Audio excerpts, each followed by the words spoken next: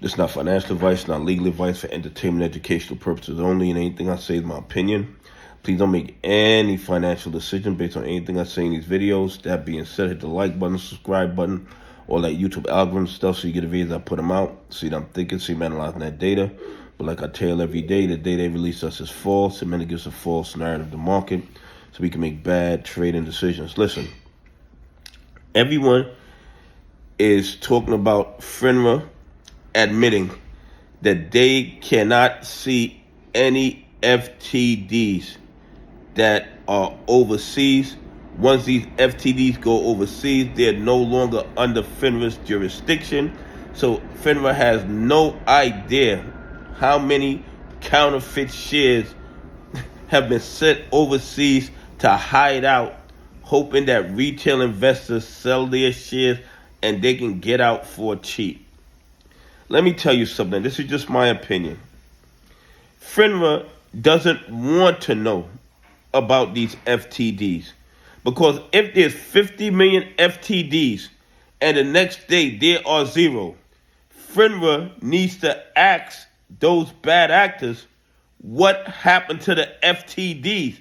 They shouldn't just accept that they were sent overseas so FINRA no longer has any authority over them. They need to give FINRA a precise explanation as to where these FTDs went.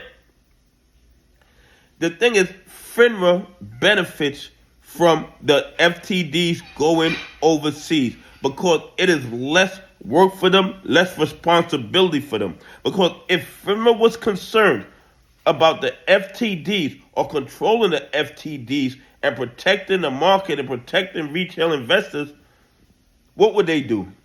The minute the FTDs disappeared, the disappearing party would have to send a report to FINRA as to what happened to the FTDs.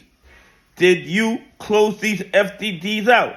Did you buy shares in the open market and cover these FTDs? But that's not what's happening. All these franchise delivers, they originate here in the United States. Well, a majority of them do. And then after the fact, they end up overseas. But they were originally right here on U.S. soil.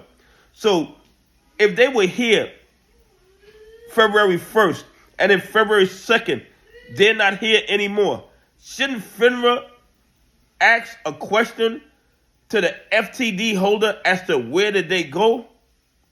I mean, that's just basic common sense. But FINRA is owned by the bad actors. The bad actors own FINRA. So they have no desire whatsoever to really keep track of the FTDs. They benefit from the FTDs going overseas. They benefit from the naked shorting. They benefit from all the bad actions that FINRA is supposed to be supervising.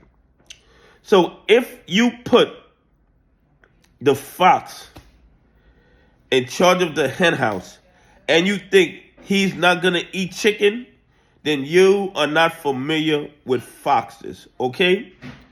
The FTDs that FINRA claims that they can't see overseas, that they have no jurisdiction of overseas, originated right here in the United States where FINRA had jurisdiction. And if they were able to just disappear from the United States and end up overseas, and FINRA didn't question where they went, it's because FINRA benefits from them going overseas. And FINRA is owned by the naked shorters. FINRA is owned by the people who are creating the FTDs, so they benefit from allowing these FTDs to go overseas. So FINRA needs to stop acting like they are not complicit in these FTDs going overseas. Because the minute they came off the books, FINRA could have asked the bad actor or the entity who had control of these FTDs what happened to the FTDs. But FINRA doesn't, because they benefit from the fraud. And the people that own FINRA benefit from the fraud.